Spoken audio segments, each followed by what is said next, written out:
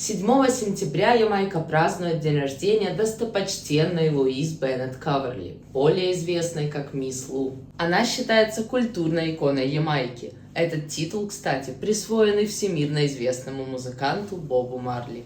Их обоих то и дело предлагают включить в список национальных героев острова.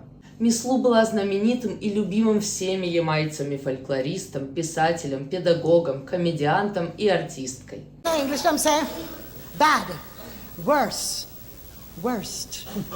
And them stop there, so.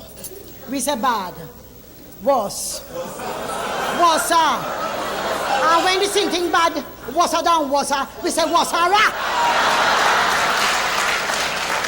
Мисс Лу сыграла огромную роль в продвижении патуа как законного и прославленного средства коммуникации. Она писала и исполняла свои стихи на патуа. Сохранение практики представления поэзии, народных песен и истории Ямайки на родном языке ямайцев было ее главной целью. Кроме того, мисс Лу много путешествовала и пропагандировала культуру Ямайки не только на местном, но и на международном уровне. Я читаю и перевожу ее стихи, когда выдается свободная минутка, а переводами, конечно же, щедро делюсь в джамроке. Заглядывайте почитать на досуге.